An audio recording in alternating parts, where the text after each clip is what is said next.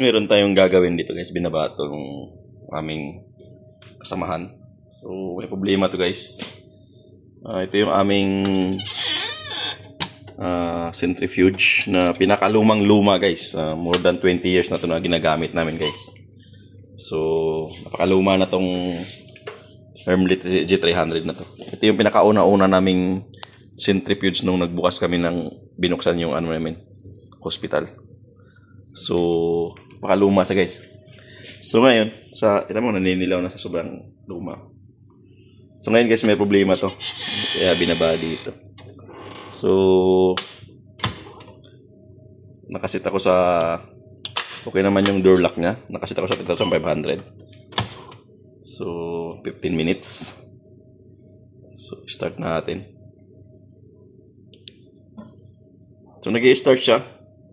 So hanggang 200 lang daw. Tapos nag-i-stop na siya. Ayun, 250. So pag tinignan mo dyan guys, umiikot naman yung rotor. Ayan, kakaroon siya ng error na ayan, 21. So error 21 siya guys. So ano ba yung error 21 na yan? So meron akong manual ito guys. Yung kinaganda sa mga lumang makina, meron akong mga manual. So ayun guys, ito yung manual ko. So ng Z300. So ito yung manual namin. Tingnan natin yung error code niyan guys. So error code ito 21. So alam ko error code nito hanggang 99 ang error code niya dito. Ito yung isang kopya. So ayan, dito tayo. Ayan, error. So error 22, 21. Dito. So dito tayo guys. So ano ba yung error 21? Ayan. So ang error 21 natin guys is start bit is missing. So kaya pala ganun ng mabagal. So reason, a magnet of the indicator ring is missing or defective. So ang isa sa mga issue guys sa ganyan is yung magnetic ring. So akala ko nga yung problema kasi hindi umiikot. Akala ko yung magnet yung tag ito, yung carbon brush. So nung nakita ko yung manual, tiningnan ko yung 21 na nagbe-blink dito. 21. So ito yung sinasabi. Start bit is missing. So start bit, magnet of the indicator ring is missing or defective. So exchange the indicator ring of the rotor. So titingnan natin guys kung ano yung indicator na yan, magnet ring na yan. So bubuksan natin. So magga-gloves lang ako. So sa mga gito guys, gamit tayo ng gloves kasi marumi itong machine na to. Hindi tayo basta-basta magka-kumpiyansa sa mga ganitong machine kasi nga centrifuge, lahat ng dugo dumadaan dito. Ay, nabukas.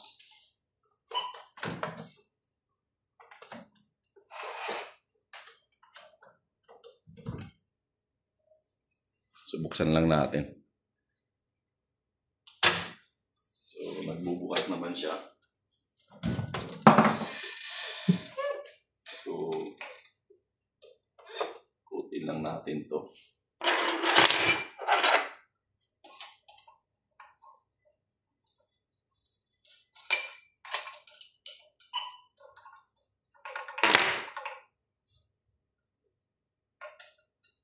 Baliktad pala ata. Ayan. Baliktad pala. Counter pala.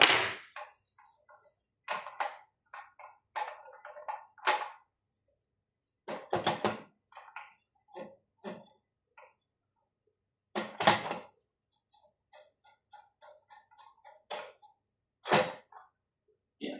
Tatanggalin natin yung bucket. So ayun guys. So tatanggalin natin yung plastic na to. Kasi ito yung pinaka-ring. Ito, sinasabi may magnet kasi to. May magnet tong ring na to. So actually guys, meron na kaming bagong kapalit nito. So meron na kaming G300, ano ba yung bago namin? G300 307.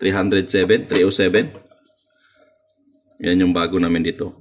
Ito kasi backup na lang to, kaya lang may yung mga ngayon maraming pasyente, so ginamit nila. Ganun lang yung nag-i-error na siya. So tanggalin lang natin.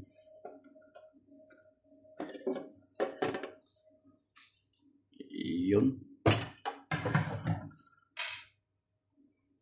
So, ang gagawin natin guys is tatanggalin natin tong cover. So, saka lang natin. So, tinanggal ko na yung mga screw dito. So, may 4 na screw yan. Tapos, tanggalin natin tong ating front panel.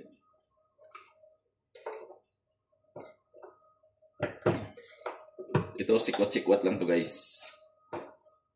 Lahat ng Hermley, ganito lang. Sikwat-sikwat lang yung front panel niya. Tapos, kunin mo tong. Yan. So, tanggal na natin. So, tatanggalin natin yung connector guys. Kasi nga, naka-connector. Yung door switch. Ang importante, matanggal mo yung pinaka-door switch. So, iangat mo to. Okay.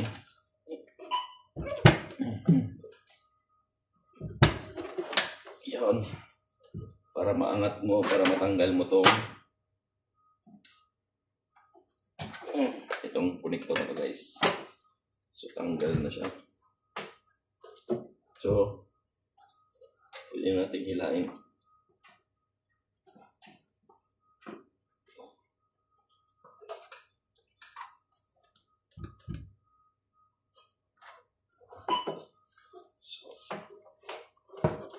Ito guys, napakabigat nito kasi bakal to.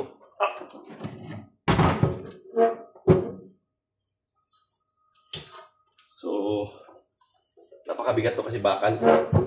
Hindi to plastic.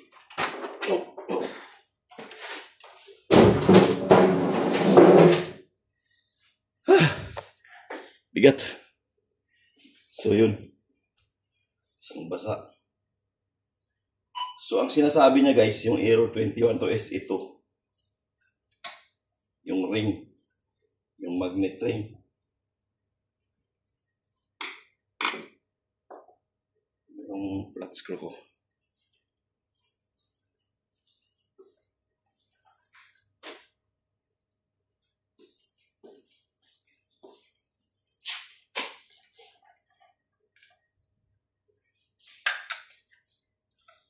So, ito. Yung magnet ring ang sinasabi niya. Magnetic sensor kasi ito guys.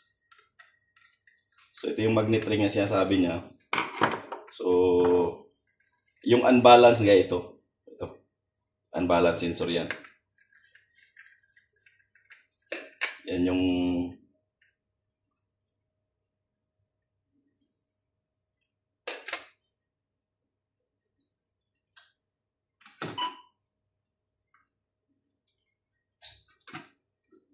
ito guys, ito. So, ito yung tinuturo niya. So, sira. So,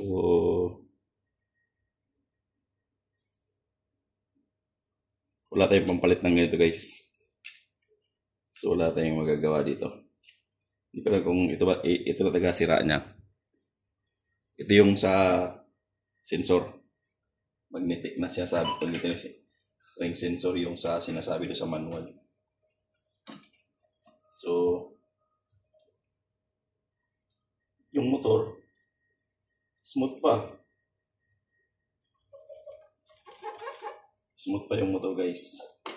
So, maaari din kasing yung board, kung hindi ito sira, maaari din kasi yung board guys. So, linisin muna natin yung board sa mga ganong error. Dumi. Buga muna natin ng linisin muna natin guys ng ating blower. blow muna natin ng konti kasi ng dumi. Kaya lang, matudumihan yung mga...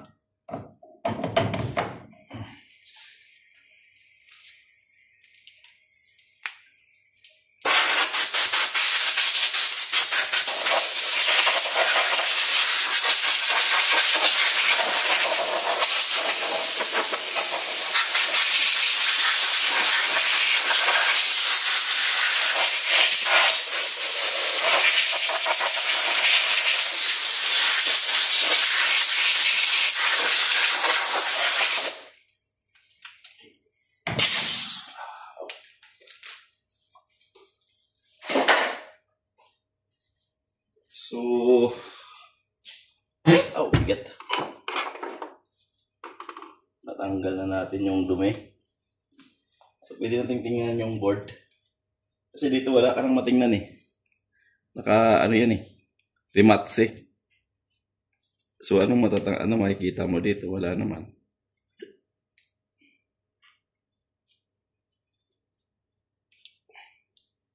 So, anong klaseng sensor kaya to?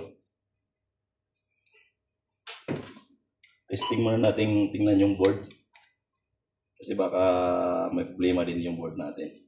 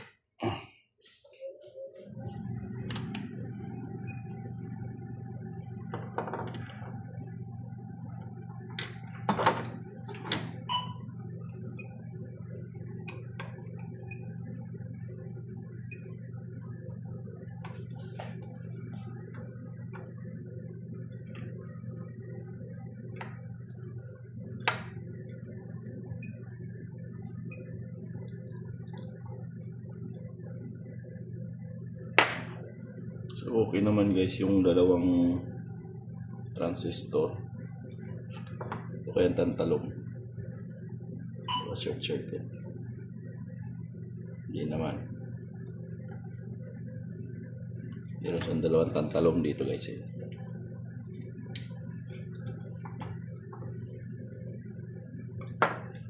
Kasi minsan nagsa-short circuit yung tantalong natin. So okay naman siya. So wala naman siyang mga sign na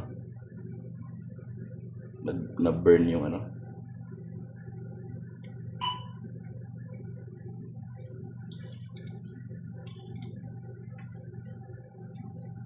So wala akong nakitang sign na damage. Normal man siya.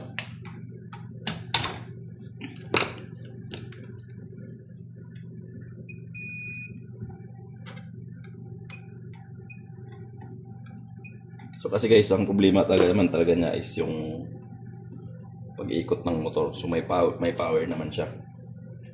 So titingin ko ito talaga yung sira niya. So paano to ngayon ayusin? Hindi ko kabisado tong ano na to, sensor na to. Siguro titingnan ko kung malilinis ba tong sensor na to.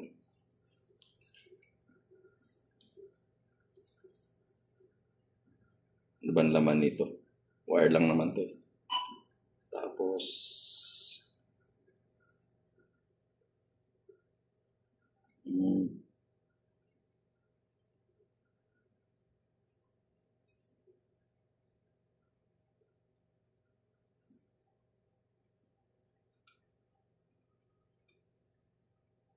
meron siyang 5 wire. 1, 2, 3, 4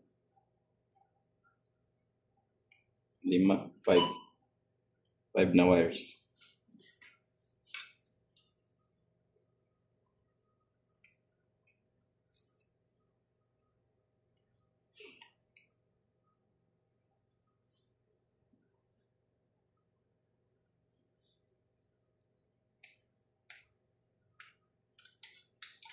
So ang pinaka-sensor na guys nandito, ito.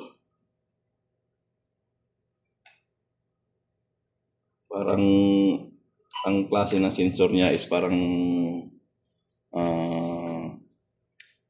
tawag nito yung Hall effect sensor. So ganun ang sensor nito, Hall effect sensor to. So dito to nakadikit to sa dito. So dito yung magde-detect niya. So kailangan linisin natin to guys. Tingnan lang natin. Kasi wire lang naman dito nakalagay. Ayun ang mga wire lang yan. Nakabalot lang ng wire. So tingnan muna natin. So wala akong nakita guys dito sa board na to. So buo yung chinik kong mga components. So wala akong nakita. So kahit dito sa ano guys ito, chinik ko yung connection naman. May resistance naman siya. Pero hindi ko kasi alam kung ano bang tamang resistance nito. So ang ginawa ko na lang muna is nilinis ko lang. Yan lang ang magagawa natin guys. Cleaning lang. Baka kasi ano din yung na-interrupt ng ating dumi. Alikabok yung sensor. So wala akong ibang ginawa kundi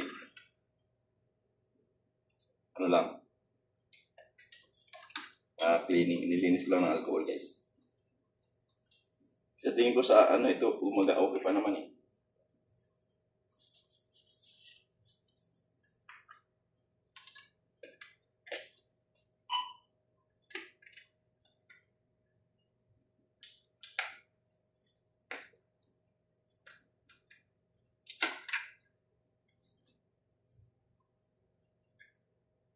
So, balik lang muna natin. Kung talagang hindi na gagana guys, ang talaga natin dito is papalitan natin to. So, ngayon, hindi ko alam kung saan ako makahanap ng pampalit nito. Kasi alam ko, discontinued na to ng company guys eh. Kasi yung bagong dineliver sa amin, Ah, yung 307 na.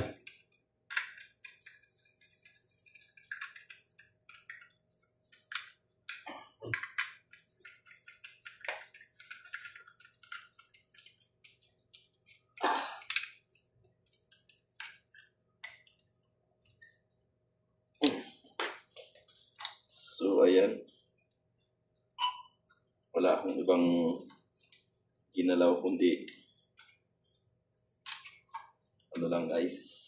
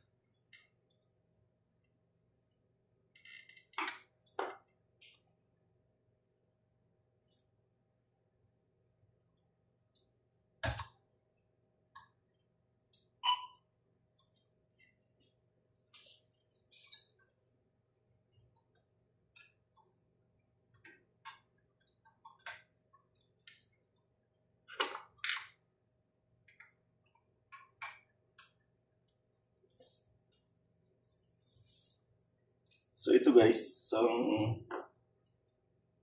kasi yung control ng monitor ng ano to eh. Yung speed niya, yung display niya, andito. So, tingin ko naman, okay pa naman yung mga board niya.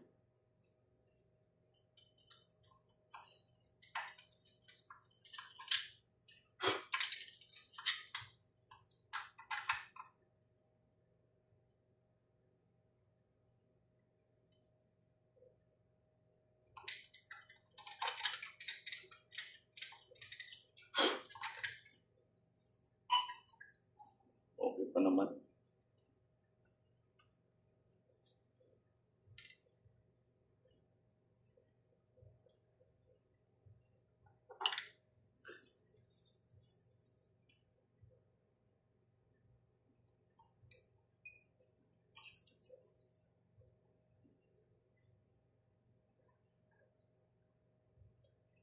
Okay pa naman siya guys.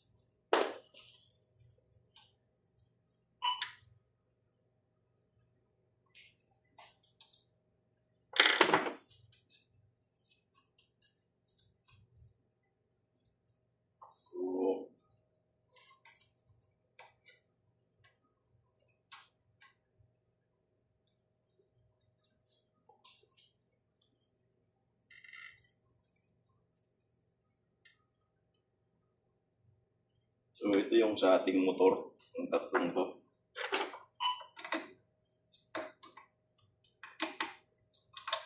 So ito yung sa motor natin, ito naman yung sa yung speed sensor.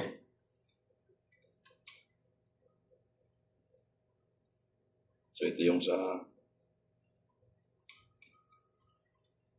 balance ano niya is pag nag-aalog na ganyan.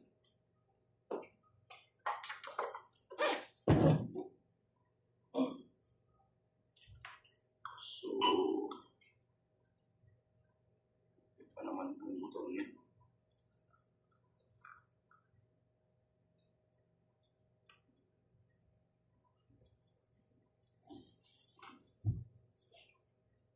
So okay pa naman guys yung kanyang motor. Pero sa tingin ko kasi ito yung tinuturo ng manual. So tingnan na lang muna natin.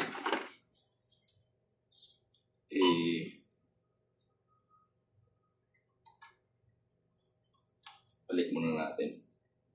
So hindi ko alam kung saan ako makahanap ng ganito sa mga discard siguro na item. Baka meron akong makuha niyan. Meron pang gumagamit dito sa ibang branch namin. So guys, ayun, ginawa mo natin is binabalik na natin. So wala akong pampalit ng magnetic ring. So nilinis ko lang muna. So testing lang muna natin kung mayroong ano doon sa paglilinis. So sa tingin ko wala pa rin to guys eh. Pero subukan natin. Kasi kailangan tagapalitan yung magnetic na yun.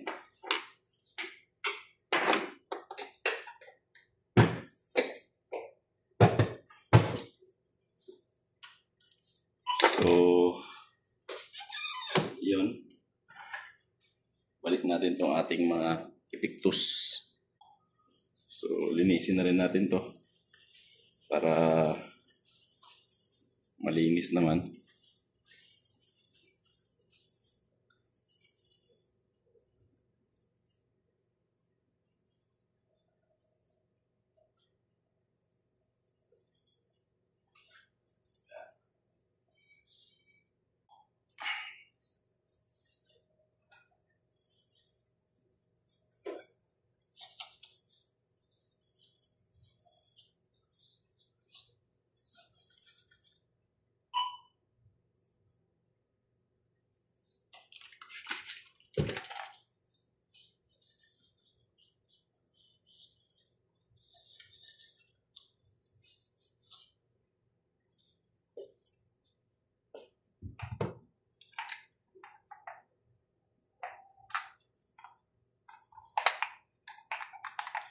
So, ang dinidetect pala nito guys is ito. Malilinis din natin itong ano to.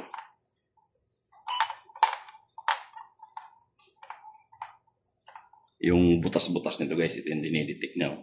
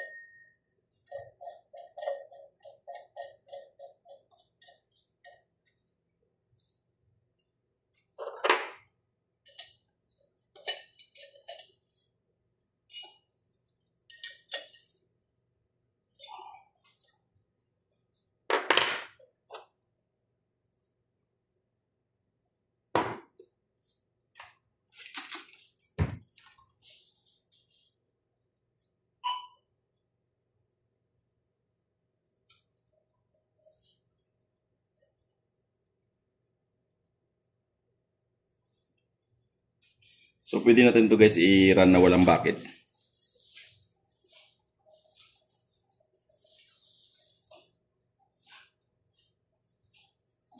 O mag-i-error to pag walang bucket.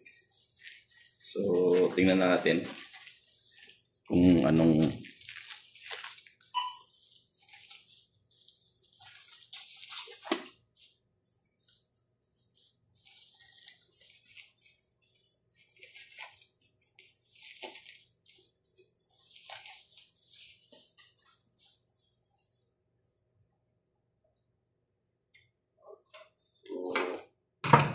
tira natin na guys na walang bucket. Tingnan natin kung anong magiging resulta. So, pa rin, nagbukas pa rin naman siya. So, ang settings natin is 2,700. Gawin natin 3,700. 3,500 guys. Yan. 3,500. So, start tayo na walang bucket. So, hindi ko nilagay yung mga bucket muna. Start.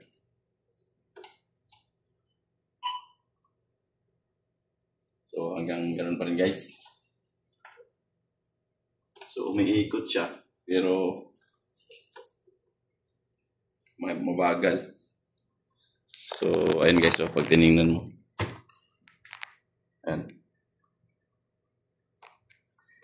Yung aking settings is 3,500. Yan.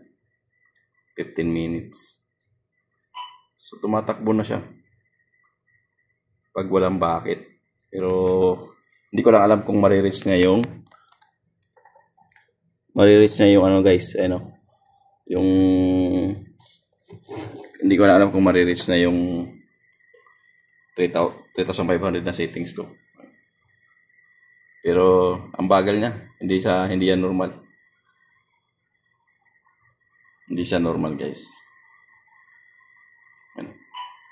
Ganyan yung ikot niya sa ano, Ayan, bumibilis na. 2,000 ano na. So, 2,500. 300. Yun.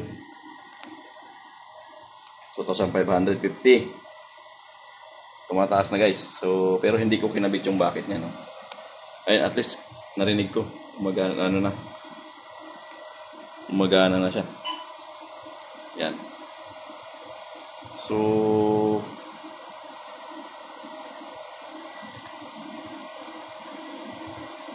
tignan natin kung marireach na yung, ayan, 3,500 na guys. Dapat yan, mag-stable na yan dyan. Ayan. Ayan. 3,500. Nare-reach niya. Pero walang bakit. So, tingnan natin yan guys. Ayan. So, ayun. Na-reach niya pero wala sang bakit yan ano natin guys. Stop natin para lagyan natin yung bakit kung kakayanin ba niya. Ayan. Stop. Ayan.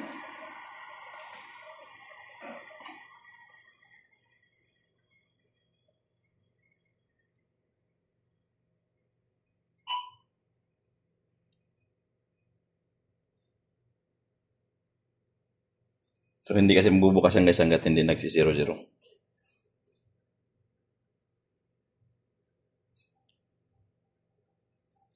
Wala ba itong laman? May laman. Wala naman. Wala namang laman. Walang laman. Ayan, 0-0 na guys. So, pwede natin buksan. Ayan.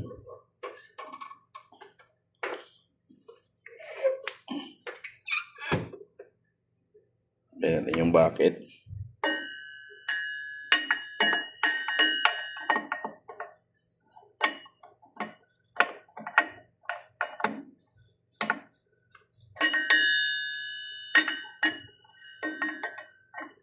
Bakit tayo pumasok? Yan. Dapat kasi yan nag-play.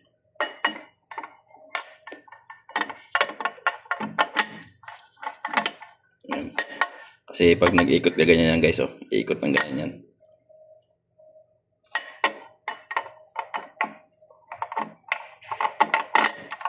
Dapat nag-play yan. Huwag mag-stuck.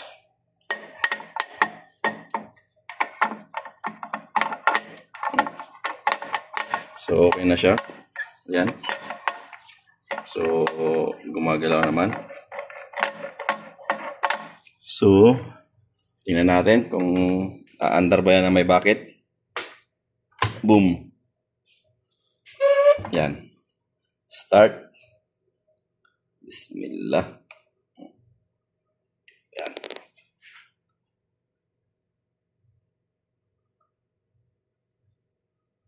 Umitigil sa.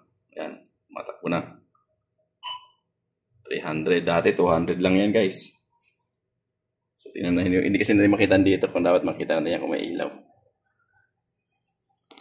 So, ayan Tumutuloy na siya guys. Yan. Pero, mabagal siya mag-start Hindi ko lang alam bakit mabagal siya mag-start. So, at least gumagana na siya. Hindi siya nag-error 21. So, di ba? Wala na sang error 21. Pero nare-reach na yung ating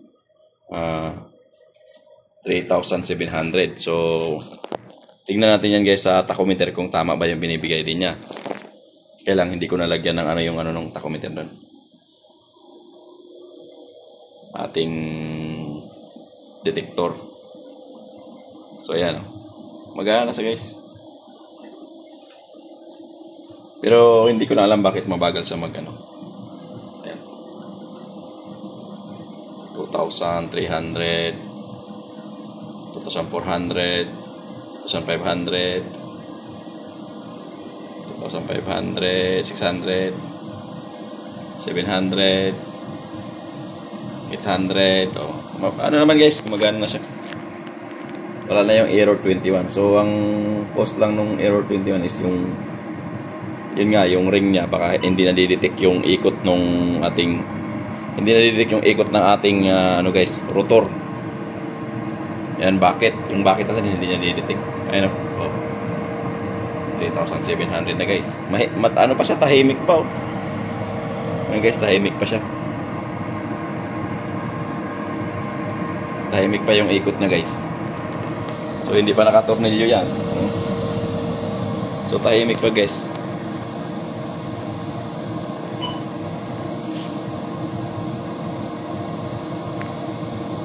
So, okay na siya. So, tingnan natin guys. Maglagay tayo ng check natin yung ating tachometer.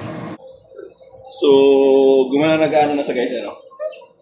Ngayon, ang gagawin na, maglagay tayo ng tachometer.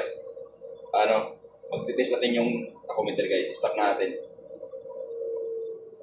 So, wala na yung error 21. At least. So, gamit tayo ng ating tachometer. So, ating tachometer is sa ating RPM. Yan. Set natin sa RPM. Kailang yung aming tachometer luman-luma na rin ito guys. May request na ako ng bago pero wala pang lumarating.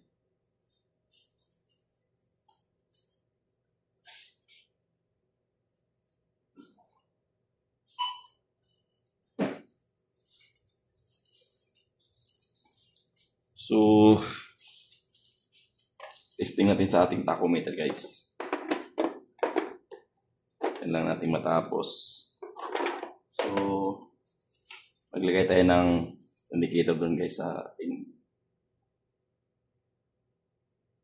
Kasi pag wala kang ganito, hindi madidetect yung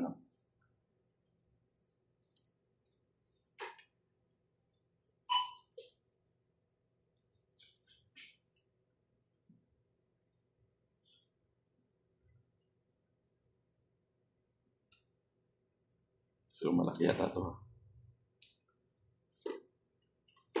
Super laki.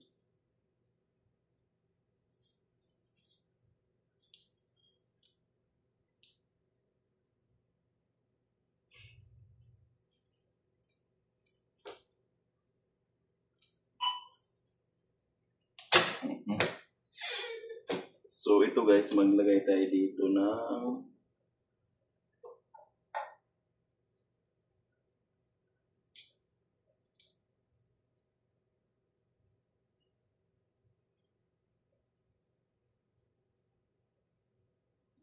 malaki po.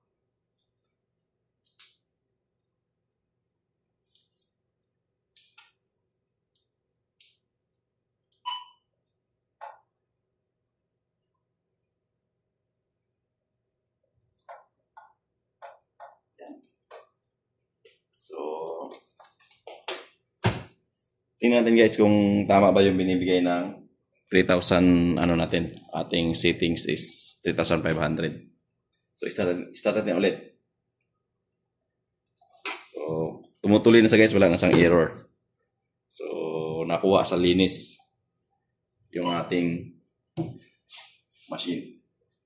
So, nakuha sa linis yung niya, yung ring. So, ayun, naka 300. Ayan.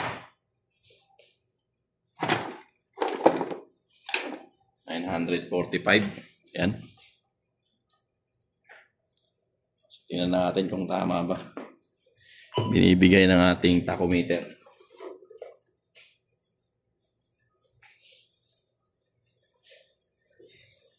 So, stable natin ng ano yan guys.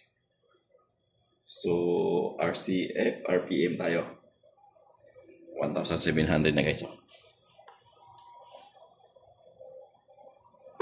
So, meaning guys, ang problema lang niya is yung marumi lang sensor. Hindi niya nadidetect. So, nasa 2,300. Kailangan ma-reach natin yung ating ano guys. Ano? Accurate pa guys, oh.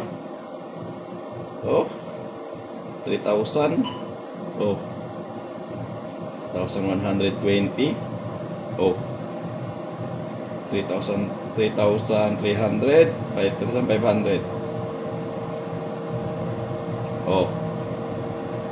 3,475. No? So accurate pa siya guys. So ito kasi guys, pagtitis nito, meron tayong ito kasi laser eh. Ayan guys, laser kasi to, laser ayun. Laser. Ito kasi guys, meron tong tolerance kasi yung ating ito ginagamit na pandetect. Ito to, yung ginupit natin. Medyo malaki. So may tolerance talaga. So hindi mo makakuha talaga ng 3,700. At least nasa malapit ay no. 3,492. Ayun guys, oh. Oh. 3,492 guys. So 8 lang yung difference. Kasi pag ganyan guys, mahirap ka makakuha ng ganyan. So ng accurate. Ayan. Kasi yung pinaka-guide ito.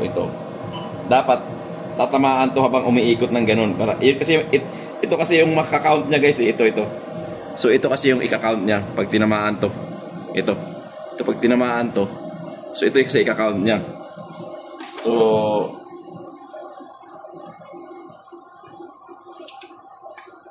dito ano, 3,495. 3,495 guys, ano na yan, acceptable na yan. Oh. Kasi 4,995 guys. 4,498. So nakukuha natin yung 4,498. So may tolerance talaga yan. So acceptable pa sa guys. So kasi ganito yan guys, ang pagsicentrifuge. Yung user pag nag-complain sa'yo na hindi na siseparate yung blood, white blood tsaka yung yung plasma tsaka yung white blood tsaka yung red, hindi masyadong naghihiwalay. So ibig sabihin yung guys, yung kasi may bawat settings yan, mayroong ano yan eh. Kailangan may paghiwalay mo 35, 3,500, 4,000 o 9,000 o 7,000. Depende kasi yan sa settings ng user guys. So sa settings ng user, meron yan silang, alam nila kung saang speed ang maghihiwalay yung blood at white blood sa red blood, kaya alam nila yon. Kaya nga sila nagsi-settings yan. Pero pasok siya guys sa 3,000. Minimum kasi yan guys, 2,700. So sinit natin sa 3,500 guys yung RPM niya, yung RCF.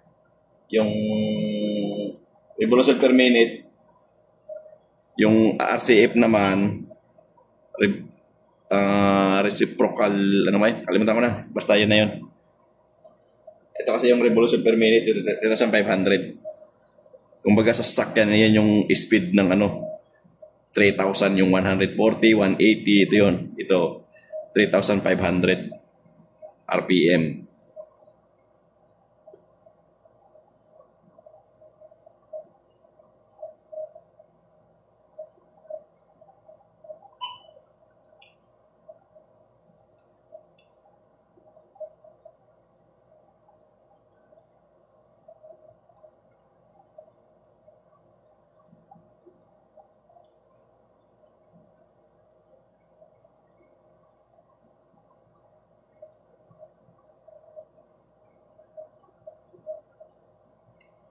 So, okay na guys. Ito kasi yung ating meter. So, napakaluma na to guys. Simula nung dumating ako sa kumpanya na to, ito na yung gamit namin. Hindi pa kami nagpalit. So, may request akong bago na plug. So, mas mas maganda bago at saka digital siyang mas mabilis. Ito kasi pinakaluma na namin to guys. Hindi na nga ito pinapakalibrate guys. Wala nang calibration. Dapat yung may calibration. So, ito wala nang calibration to guys yung ginagamit ko. So, pang-monitor ko lang kung tama pa ba rin ba yung Pero may nire-request akong bagong machine guys. So, ayun, napagana natin yung ating centrifuge na Z300 guys. So, at least, magagamit pa nila ulit. So, napakaluma na to. I-discard ko na lang sana dapat eh. Pero wala kasi kayong backup. So, ginagamit ko ng backup guys. Kasi meron na kami 307 na model. So, ganito rin kalaki. Ang maliit ang konti ito, pero ganun ang bakit. So, salamat dito sa manual dahil sinasabi niya, hindi na ako pinahirapan dito sa error 21. Yan, ito. So, nandito. Error 21. Hanggang yan? Error 99. Yan. So, guys, hanggang error 99 yan. Ayan, 90. Yan. Hanggang 99 yan, guys. Oh. Ayan. Ayan yung mga error code na, guys. Oh. Ayan. So, ayan. Ito yung error code niya, guys. Tapos ito, 60, 61. Ayan. Ayan yung mga error code niya. So, basahin nyo na lang kung ano yung mga error sa inyong mga machine. Yan. So, nandyan naman yung reason, nandyan yung anong gagawin mo, action. Ayan. 51, 50. Dito. Ayan guys, dito. Ayan. Ayan yun. Ayan yung mga error code ng ating Z300. Z300, Z400 guys, parehas lang yun. Halos parehas lang. Ayan. Yan. So, yun lang. So, yun lang yan. Yan yung schematic niya. So, maganda kasi talaga yung lumang makina guys kasi may kumpleto ka ng hard copy ng manual. So, ayan na guys. So, still 8 minutes na remaining. So, yun na. Okay na yan. Solve na yan guys. Yung error 21 na yan.